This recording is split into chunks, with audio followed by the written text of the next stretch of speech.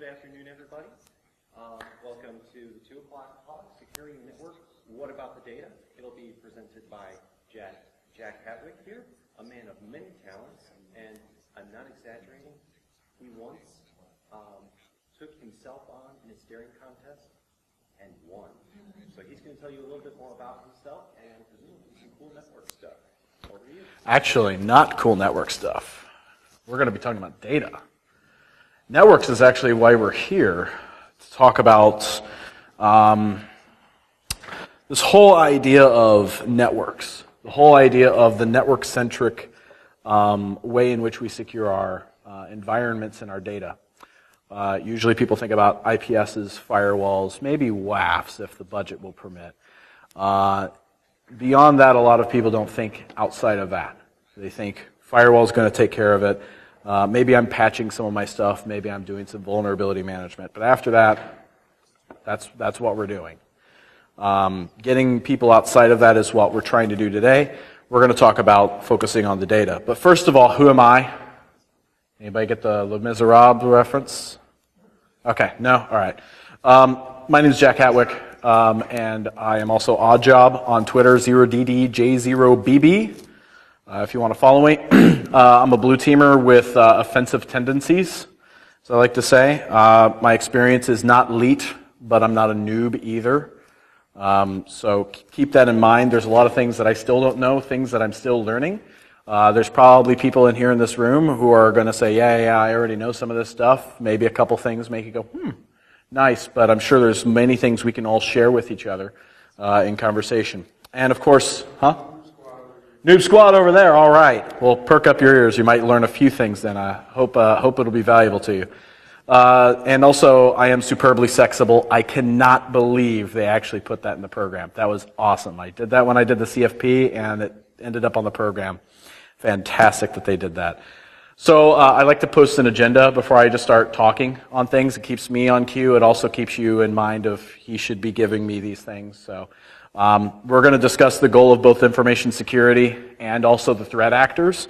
We're also going to be discussing data in general. Also, we're going to discuss non-technical considerations to secure with data. It's known as business operations. And also suggest features to look for when you actually look at technologies to secure your data. So, who's ever seen this headline? No, you haven't. Exactly. Didn't see a single hand go up because no one ever saw a headline on the front of the New York Times or the USA Today or Gizmodo or anything like that. You never saw a company firewall bypassed and hack. Maybe somewhere out there where they're actually describing the hack or the exploit or the thing that was going on. Maybe they say firewall was bypassed or this control was bypassed. But generally nobody, the CIOs, the CEO, the COO, they don't care about that. That's not the thing they saw in the newspaper.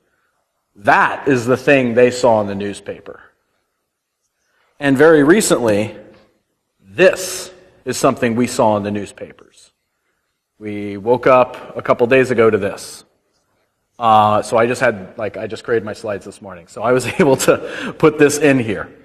Ransomware hits hospital and closes temporarily. I believe I even saw an entire hospital actually had to close. That's amazing that ransomware was able to do that.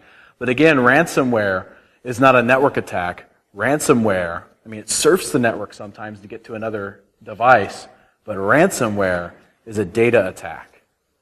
It attacks the data. It's wanting to get at that data. So what's the goal? The goal wasn't the firewall, because the firewall isn't worth anything. The data was worth something. You're going to see a lot of Star Trek pictures. So we see that data is actually worth something. Firewalls aren't. When you get a firewall, it is immediately entered into accounting as a cost. It's an asset for a little bit. It's a CapEx, right? And then it amortizes out. But it was a cost. That data is going to exist there for a long time. And it's going to have value. Why? Because you keep using it. When's the last time you thought, why is Facebook free? Facebook's not free. You are the value of Facebook. The more you're on Facebook, the more you're on Twitter, the more data they're collecting. The more data they're collecting, they're correlating that, they're doing various things to see in various market segments. They sell those types of correlations and things to their partners, also known as advertisers, for the money. Your data is worth something to somebody. Facebook's data is worth something to somebody. Joann's, the arts and crafts store, the sewing store, their data is worth something to somebody. Their data is valuable. If they took their data away, as in ransomware, their operations stop. Revenue stops. That's value. So the data is worth something. The firewalls are not. Resources can also be worth something, right? We can have an entire data center with plenty of servers in there with ridiculous processors that can do amazing things. So that could be worth something to somebody. Somebody could want to liberate those resources for their own malicious or other purposes. So that's worth something, but we're going to be talking about data for this. But data, it's very important to understand, is not, as far as IT, I'm going to assume we're all IT or security and we're on the technical side of things here. It's not our asset as far as IT goes. It's not a server log. That's our asset. It's an institutional asset. And so we have to talk about data as an institutional asset, not an IT asset. Companies don't generally deal with your firewall. When does a company actually deal with your firewall? Actually, they don't even know they're dealing with your firewall. All they know is, I can't get to X because my network path there is being blocked by that. And they're calling you up, they're putting a ticket in and saying, hey, I can't get in, I think your firewall, blah, blah, blah. Because, of course, they're IT, right? The accountant's IT. That's the only time anybody ever notices the firewall, when it's not working. But what are they trying to get to? They don't care about your firewall. They want to get to the data. They want to get to their job. They want to do their work. Your firewall is not their work. However, we know that all levels of the company come into contact with data on a daily basis, whether it's gathering, storing, it's editing, it's processing, it's transmitting, it's accessing, and yes, even destroying data. Sometimes you need to destroy data, and you need to do that properly. And many of those may not even involve technology.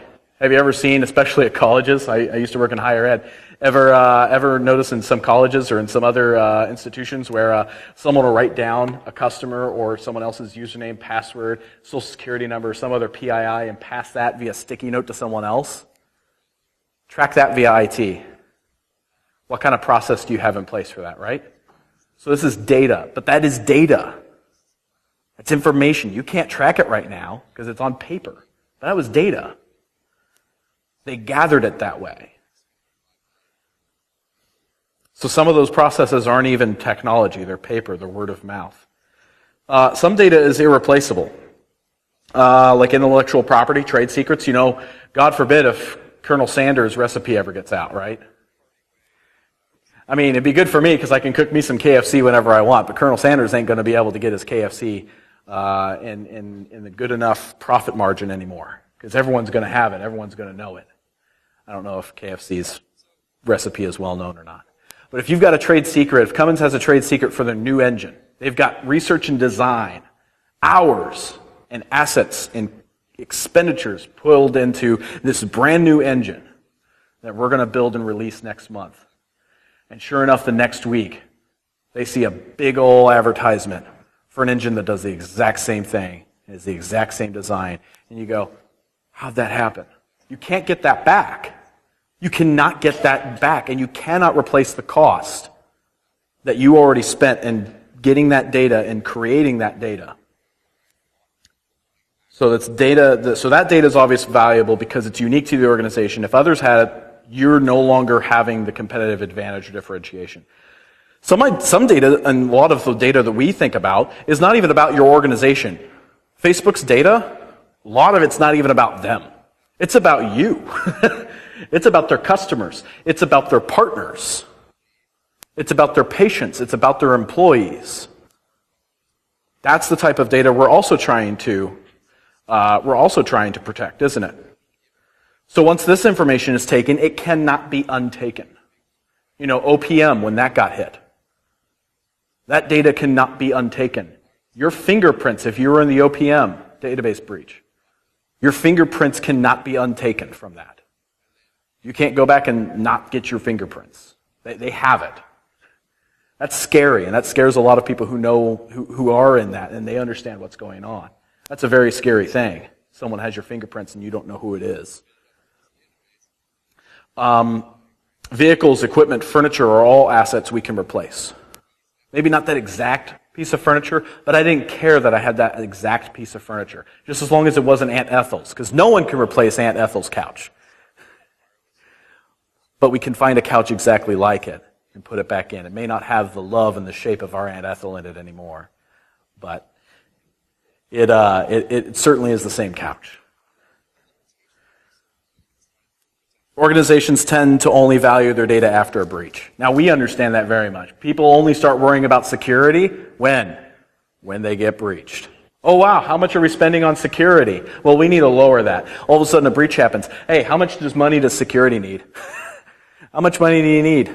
Can I give you $1 million right now and you do something with it that, takes care of some headlines? PR wants to know.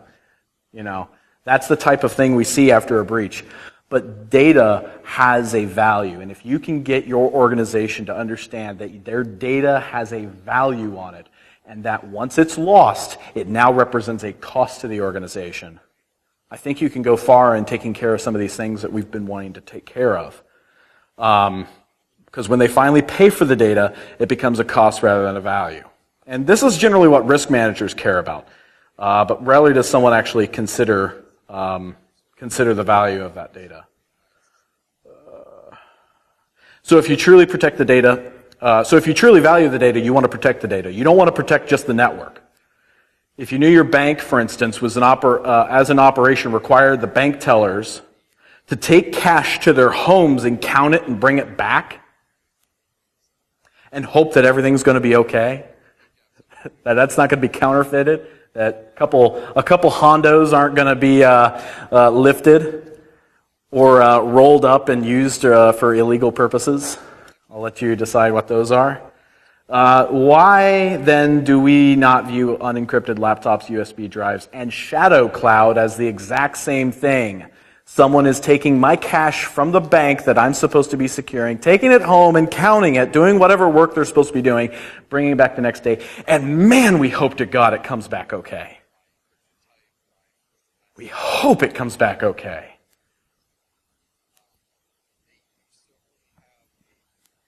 I mean, how many times have you seen that in the headline or it's part of a story? Oh yeah, it was unencrypted laptop stolen. Had data on it. There's a nice little Twitter feed, actually, that deals with tabletop exercises. I think it's called Bad Things Daily. Yeah, love it. And one of those is unencrypted laptop with like a whole database of stuff was stolen. What do you do? That's a great thing to go through. And a lot of that has to do with data that just walks away from your organization. So where is the data? Well, here's your trusty old network, right? That looks like we can control a lot of things in there. But then we start getting these guys in place. And now data starts kind of walking off-prem. We get this guy, and that's definitely off-prem. We get IoT or some of these other things that are happening at people's homes. We don't know what's going on, but people bring those things home, and IoT may be involved in some things. And we also, Samsung smart TVs might start listening to your sensitive data. Who knows what's going on there? There's a threat model. And then we also see BYOD. That's the classic. So where's your data? The network's no longer a place where the data solely resides. And that hasn't been the case for quite a long time, but we still have to remind ourselves this. Laptops, BYOD, tablets, USB, cloud. Can anybody ever think of another place? Off the top of your head. Can anybody think of another place I haven't mentioned there? That covers a lot of them. Okay. Many of the new places, I say new in parentheses, they're not controlled by a firewall. They won't be seen by a firewall. They never traverse a firewall. So you have a wonderful policy crafted in place, but it's not doing anything. And even if it does control network access to a resource for a thing, it doesn't necessarily control who as an identity has access to that resource, or has access to that data, or what kinds of data once they're in that resource that they're allowed to grab at. When the data's on-prem, they're hardly the best defense against attacks and breaches. Malware gets through firewalls to endpoints because why? The users still need to browse, check email, download files, and yeah, a lot of times they need to stick USB drives in their computers that they found in the parking lot that wasn't distributed by me. at all. No, I wouldn't do that. All of these bypass your IPS and firewalls. Data that is in the cloud can be accessed seemingly from anywhere. Yes, there's security groups you can put in place, but they're designed to be accessed from anywhere and be used anywhere. So you're not going to be able to stop those types of attacks with firewalls and SIEMs. Where your data is also not an IT question, it's an institutional question. So the business needs to gather, store, and handle data. That's not the IT department. The IT department cannot query what is in a filing cabinet, if you still have those. A lot of places probably do. You can't say, oh, let me just run a grep on a filing cabinet over here. Can't do that. So what do we need to do? We need to be intimate with our organizations. We have to get intimate with our business operation heads and figure out the who, what, where, when, why, and how, the data for the organization.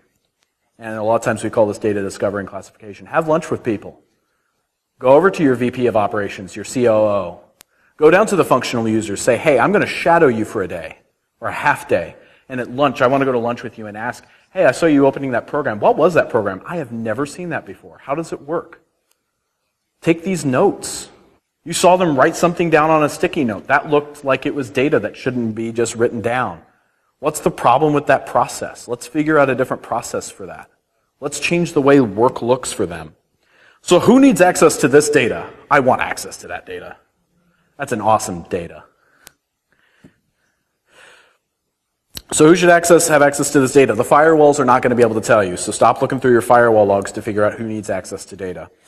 They might be able to tell you who is attempting to access the network for that data, but it's not going to tell you who needs access to what particular directories, files, schemas, tables, columns, fields. And it's not the end-all be-all, as the firewalls aren't always in a position, again, to determine who is accessing data. You still haven't managed to get access to the data, just the resources. We are going to have to ask the organization. Also, again, consider that microsegmentation on the network basis. Microsegmentation isn't even on the network radar for a lot of people. Is anybody doing microsegmentation in their network? No. It's not on the radar for a lot of people to make sure that this device can't talk to even devices within its broadcast domain and be able to detect what type of conversations are going on. So that's even a thing. That's how lateral movement's easy to get around, as long as you stick around in a broadcast domain. So be careful what you put next to each other in the same neighborhood, right? So we have to ask the business operations. They're the ones creating it. They're the ones using it. They're the ones handling the data. They know about how that data actually works. From there, now that we understand how the business operations are working, we can either change some of those business operations or we can even start identifying role-based access requirements. We can say, okay, so-and-so needs access to this. We need to reorganize our data this way so that the role-based access can actually work. You might have to organize your data a little differently. And here's a little pro tip, or at least a little pro opinion. Shift your DLP priorities from network DLP to endpoint. Of course, that depends on which applies more to you. And this 80% number is more of a number based on my experience and understanding and looking at various networks and customers I've been in. 80% of your DLP concerns are going to be happening on the endpoint. And even if not, do you have SSL access? Do you have SSL visibility into those network streams going out in your network? How many people are doing SSL man in the middle? One person. Congratulations to you. I wish I had. Oh, another person. Yes. Expensive stuff. Yes, very expensive. And so a lot of times what I'll recommend with people is say, hey, start on your endpoints first, because that's where you're going to be able to take care of most of your data handling. That's where you're going to be able to take care of being able to see who's sending what types of data out beyond just that. So just something to keep in mind. So the first thing we want to do before we start saying, well, let's get these technologies, let's get DLP. Odd Job said endpoint DLP is where we need to go. No, let's first look at the business operations. Is there something we can improve there? Is there something we can do better? So let's take care of our business ops before tech. Always look at ways you can simplify, consolidate the amount of methods data is actually handled. If you have 20 different methods to gather the same data, consolidate that down to a couple maybe. Maybe you have a main one, but then in case it's not convenient for the customer, let's get the edge case out there as well and say, okay, we also accept it this way. Change the way work looks. Wolf's right here in the middle of this speaking hall here. And one thing I've always been impressed by what he says is, when you make security changes in the organization about culture, that's not going to get your work done. When you change what the business does as far as how they gather these business requirements, as they gather this data, when you change the way work looks, when you change workflows and say this is how your work looks, and its security is built into that, not as some weird snake way of doing something, work is going to get done. When security is just culture, oh, don't click on that thing. That's a culture, don't click it. But I have to click it because it said invoice.pdf. And I'm an accountant. Accounts receivable or accounts payable, whichever that is. So I have to take it. But if my work no longer looks like that, I go, funny, that's not how I do my job. And then, you start looking through and verifying, is that even who that is? Because it throws you off. So change the way work looks before you start changing everyone's technology and business on that front. So try to change the way work looks like. Make quality business, make it a point of quality. I saw a nice presentation by someone from Anthem in the application security department. And he actually presents application security as, do quality applications expose data? No. But that's a security concern. Yeah, but that's a quality concern. So let's make sure our business applications, as well as our technologies, have quality built into them and present it that way. Once operation changes are agreed upon, let's look at technologically supporting those goals. Let's technologically audit a lot of those things, because a lot of the things that we're going to be changing in business operations are going to need to be audited. And it's hard to do that in person. So we might have to have technologies to do just that. And once your policy is designed for that, you need to start first, when you start looking at technology, start looking where the data is and securing that, instead of saying, well, we're going to start on the network, and no, that's way out. That's way out from the data. Start from where the data is and say, how am I going to secure access within this database? How am I going to secure access within these file servers? How am I going to secure access within the ERP? How am I going to start then securing access on the systems those are on? How am I going to secure access on the endpoints that are being used to access those services, or the terminal servers that are accessing those services? Then you can start saying, okay, firewall. I got your basic rules in place, but what else might we be able to do? Move along. Come on. Here we go.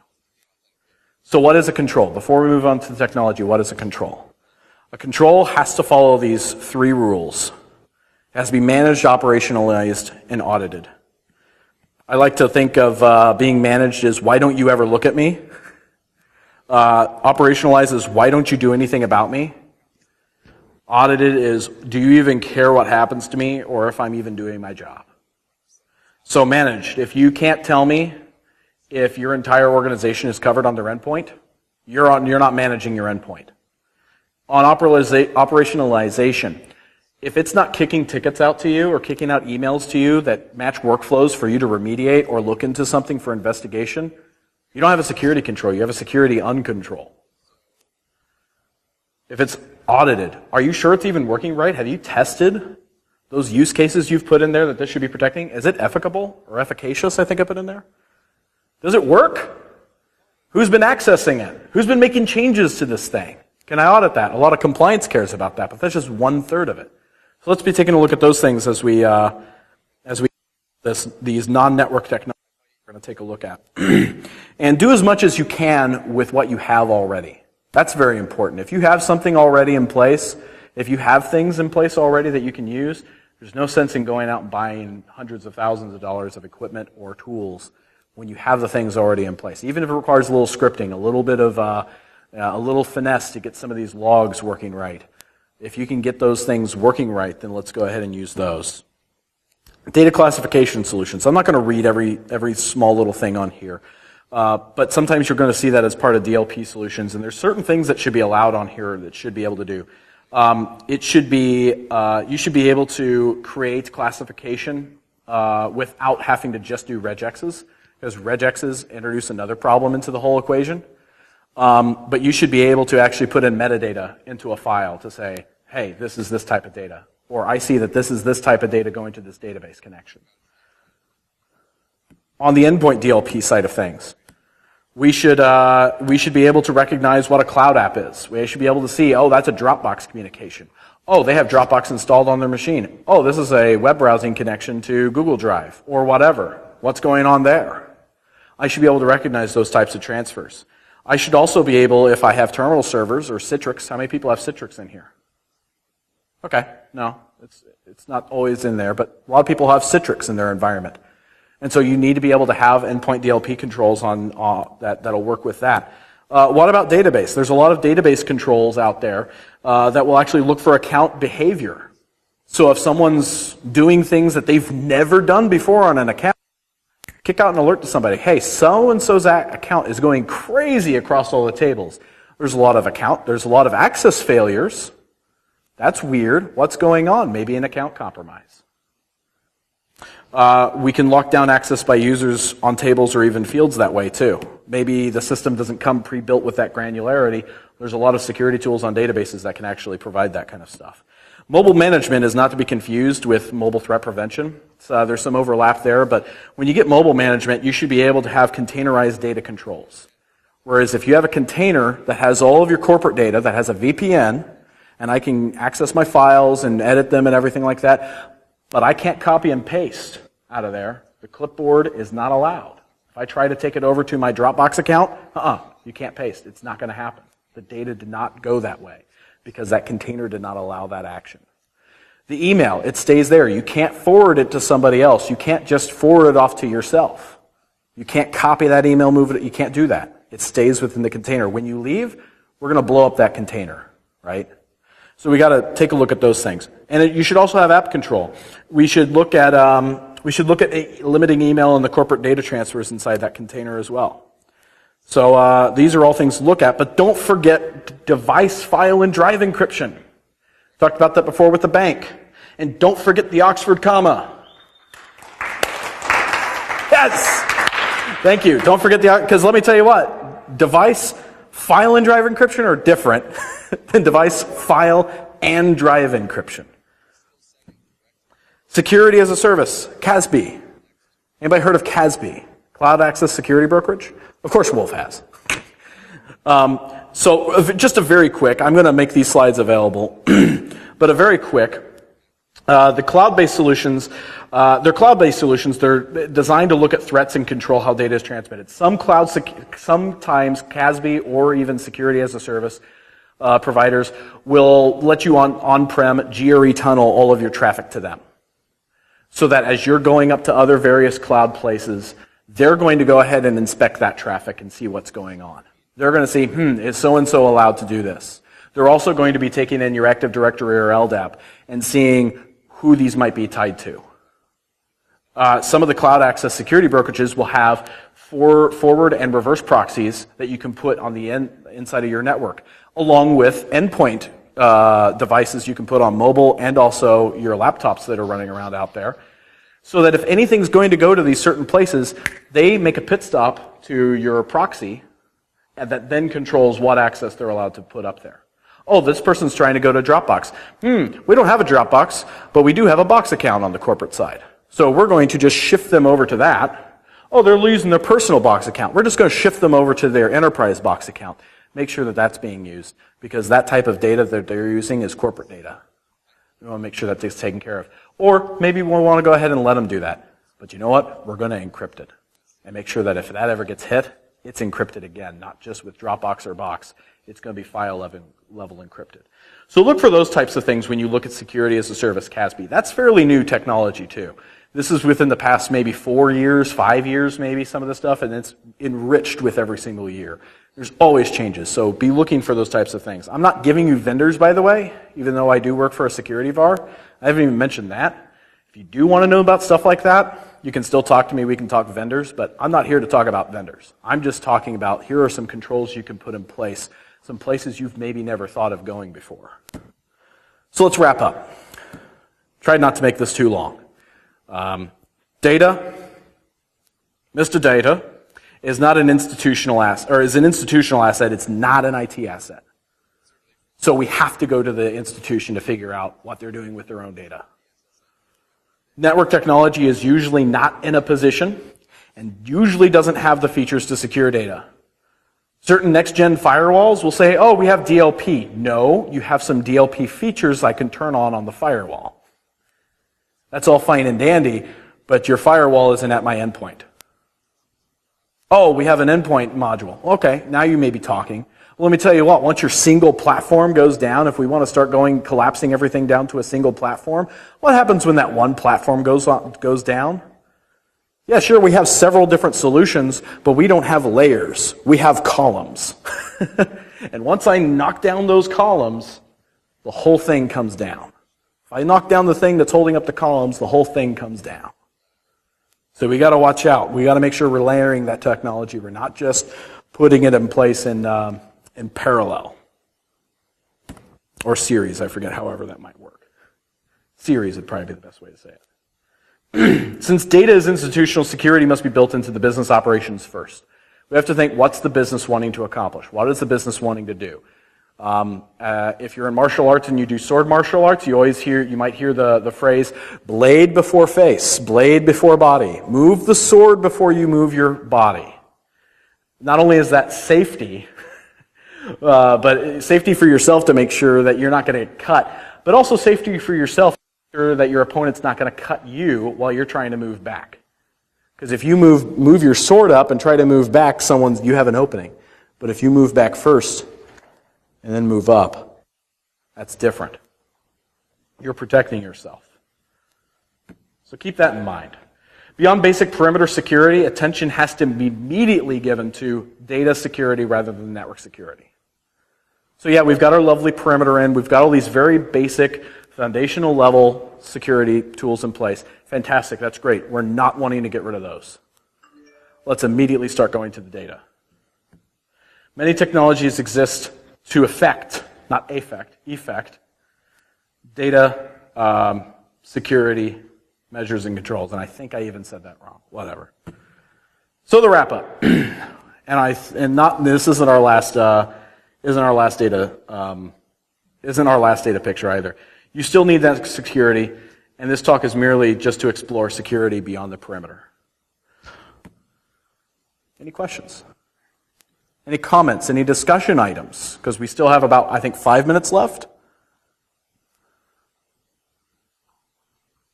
Has anybody seen some of this in their environment? I see someone in the back. What have you seen in your environment? You don't have to tell us who your environment is. Yeah, DLP. It sucks. It does. It's something someone wants right now, isn't it? It's an investment. It's money. I just have to give you money and you give me DLP. Yes, it's also very hard to find.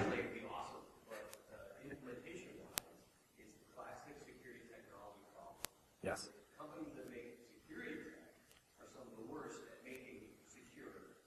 Yes. Yes. And not only that, they don't always understand your business operations and how those work, right? And that's a big part of it too. So, again, this isn't going to be, DLP is not something you're going to buy probably from one vendor. It's a program. It is an ecosystem of controls. And that's not necessarily just, I have this technology. It's how do I, at various places, put in place these controls. And how many people document stuff after they've done it? 1 person, 2 person, 3 person, 4 person. Wow. That's quite a bit, and that's amazing. Document your stuff after you've done it. And as you're going along all of these steps that we've discussed here, document everything. Because you're going to help yourself out in the future. You're going to help everyone else out in the future. So document those things as well.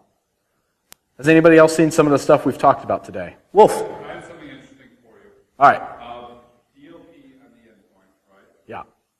Typically, there's a million different ways that you can implement it. Yep. The technology sucks. Yep. And you give it to the IT guy who says, yeah, that's suspicious, no, that's not. Maybe this is okay. I classify that, we as an organization who worked with who changed the paradigm a little bit, and I really like what they did. There was 4 levels. It's like acceptable business process, broken business process,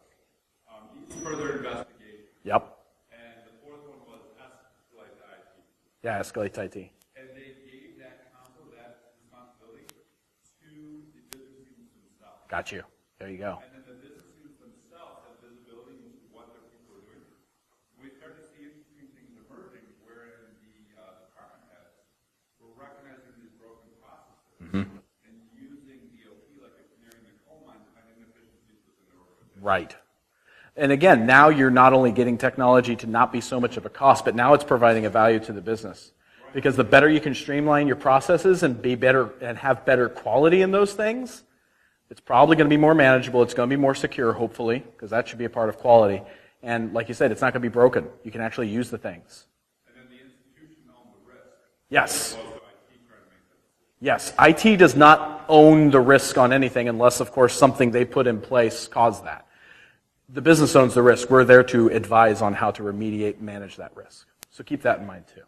All right, I think that's probably about all the time I have. Unless is anybody keeping track of my time? What time is it? 3:36. Okay. Yeah. A couple more questions, comments on anything they're seeing in their environments? No.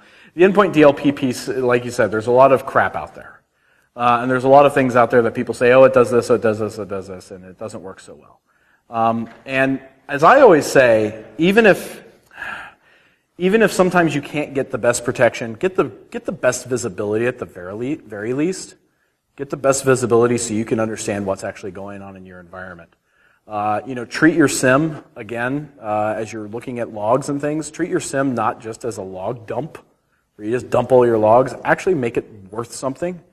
Actually put workflows in that. Actually put something that's operational.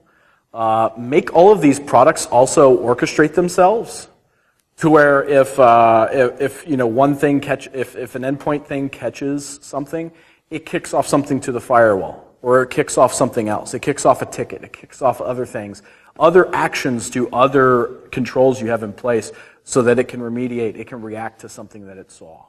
Or inform somebody, hey, you need to further investigate this. So, I hope this was valuable to everybody. And I think I was told once I don't think you're going to be able to fit all that in 50 minutes. But I think I did it. I hope I didn't go too quick for everybody. I'm going to make these slides available for everybody, and I'll definitely tweet it out. So keep an eye on 0DDJ0BB if you want the rest of these slides. It'll include the notes as well. And as the second picture indicates, let's drink about it. Let's talk about it. And let's keep these conversations going. You're going to know more things than I do because you've seen other things, and I may know some things you've never seen before. So that's why we have to keep these conversations going. So let's not stop here. Let's keep going on this. Thank you, guys.